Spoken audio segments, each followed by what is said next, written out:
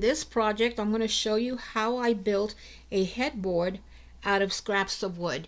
And this wood came from another project I had where I built wood slat bunkie board for a metal frame. Check that video out. I will also leave a description of all the materials that I used on this video. And if you don't have pieces of scrap of wood, then check that description. It'll tell you exactly how many slats you're going to need. Here I am cutting 16 pieces or 16 slats, whatever you want to call it, 42-inch each. And I cut the first one, and by that measurement I am going to cut the remaining 15 slats.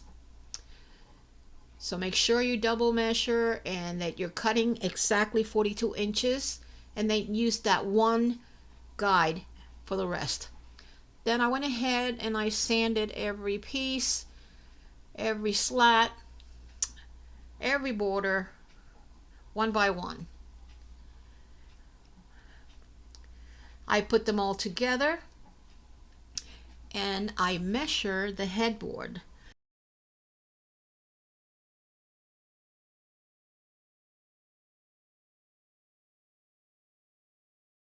This one came out 55 inches long, an inch more, but it doesn't matter. I put that center board in there, and I have already pre-cut it. And this is the top border. I also pre-cut it. And now we're going to go ahead and use these screws to tie it all together.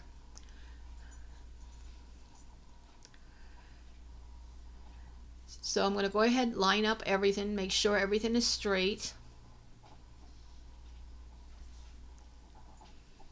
And there's a line there that I pre-marked to give me an idea where I want to put that centerpiece. That's the centerpiece that is going to hold all these slats together.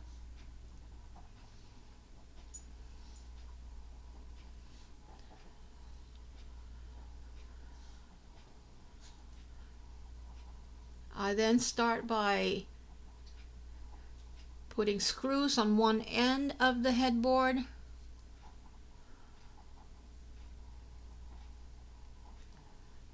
I put the second screw on it, and I am also going to do the other end, and that way it will keep the slats from moving. And then I'm going to go ahead and start screwing all the slats one by one.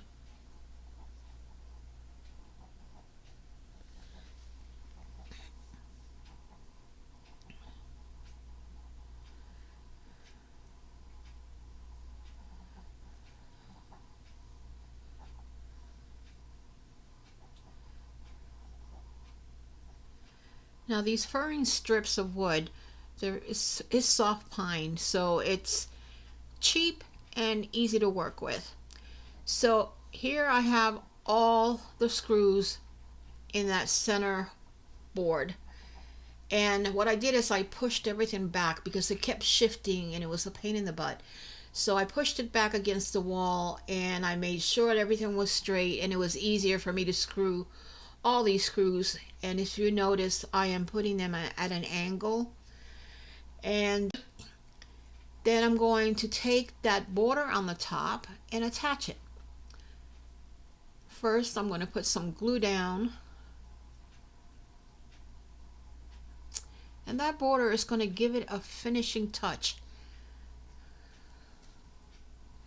Now, as I said, the headboard is 42 inches in height and 55 inches in width.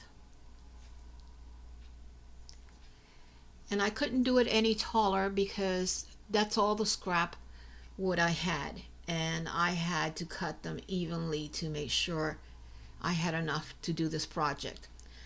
I put the top piece, that finishing piece,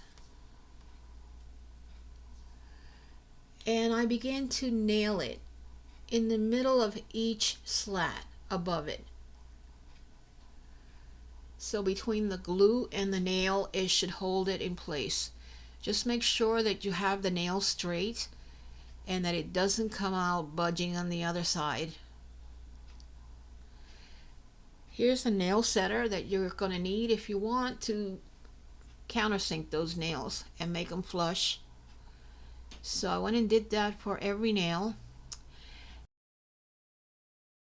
And I wanted to add something more decorative to it, so I got these blocks, 1 1/2 inch blocks, and I will be attaching down to this platform, and then I'm going to add another border on the top to make it look nice. Now this is a 2-inch finishing nail. You're going to put that through the center there. But first, I'm going to pre-drill it because when I tried to do the first block, it was so hard to just hammer that nail in. So I'm going to pre-drill all the rest, and then I'm going to hammer a nail, a 2-inch nail through it. I almost forgot the glue here. So I started just putting the nails in a little bit in, and then I place glue on every one of them as I went down.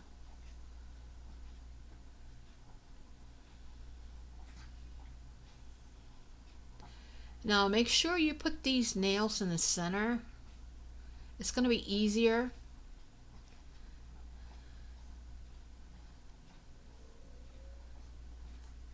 You're going to pre-drill the hole and place a nail and place the glue. And you're going to do that for every one of them. These little blocks come in a package of 27. It'll be on the link that I'll leave there, and it's also at the beginning of this video.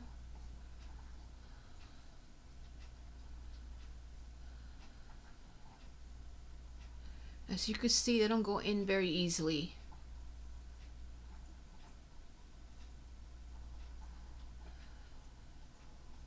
So that's why it's good to pre-drill a hole. So now I'm going to place the glue on the top of each one of them.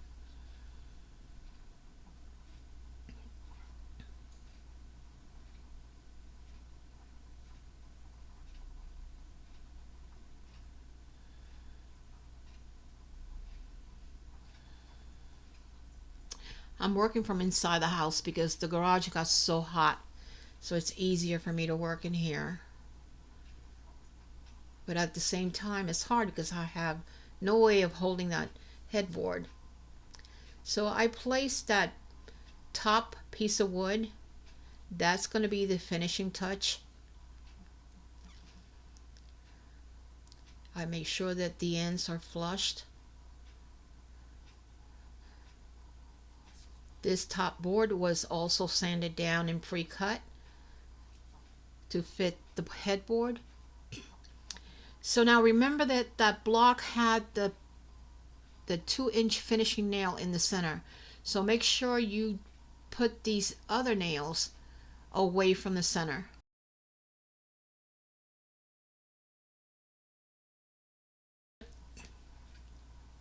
I went back and I put a little bit of putty on all the holes. I sanded down the putty once it got dried.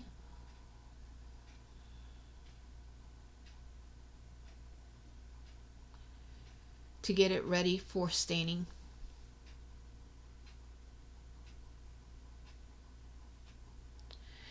Now here I added another piece of wood, the same slat that were left over, and I also cut the legs, but I'm finding them very thin and very weak for the weight of that headboard. So I'm going to have to change that, but I have to think about it. Alright, so this is water-based stain. You could use whatever color you want.